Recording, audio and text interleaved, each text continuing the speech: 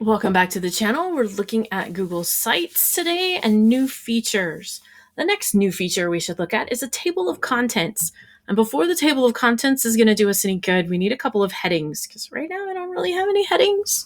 So I'm going to drop down here to the bottom and get to the text box and make this some kind of a heading. You want it to be title or heading. I think heading level will work, but we'll see. So I don't even know, just for fun. And then we'll make another one that's the second one.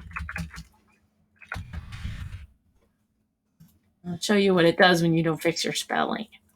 So we've got a couple of headings. I'm going to go back up here to the top. Typically, a table of contents is at the top of whatever you're doing.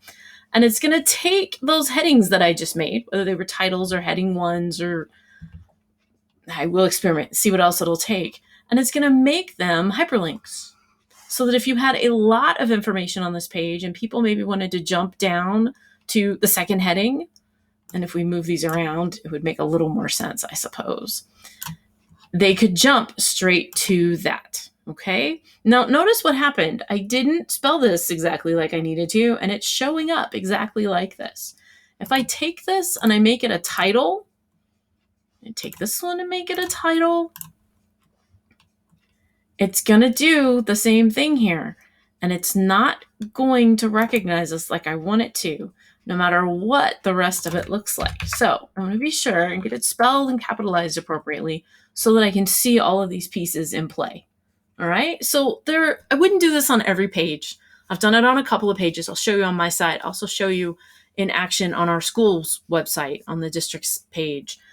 But once in a while, you've got information that people want to be able to scroll through quickly, and this works really well. So let's look at a couple of examples. This is the employment opportunities part of our page. And as we have different opportunities and different jobs available, it occurred to me nobody wants to scroll through all of this to get down to the coaching vacancies that they were interested in. So we put this in as a table of contents. And you can click on and scroll directly down to just the part that you were interested in. So that's one use. You've also got the possibilities, if you've noticed, once you start working with these things, you start noticing them on lots of different sites. I have it here in Back to School. Here's these 4 major things that I'm looking at. Oh, notice the bonus. Here's also this collapsible text like we talked about. So if I'm just interested in cleaning up my Gmail and getting it ready for back to school, and click on Gmail, if I was in the real site and not just previewing it like I am, it would take me down to Gmail. Here's the videos about this and that information. If you're interested, you can watch those videos. If you already know how to do those things, you can pat yourself on the back and move on to something else. But there's another use of collapsible text like we talked about. Watch that video if you haven't already, if you're interested, and putting in a table of contents for easy access.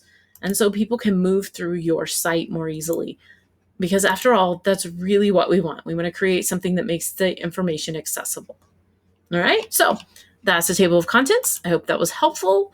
Be sure to like and subscribe. We're going to look at a few more features, actually one more cool feature as we work through Google Sites. Thanks for watching. See you next time.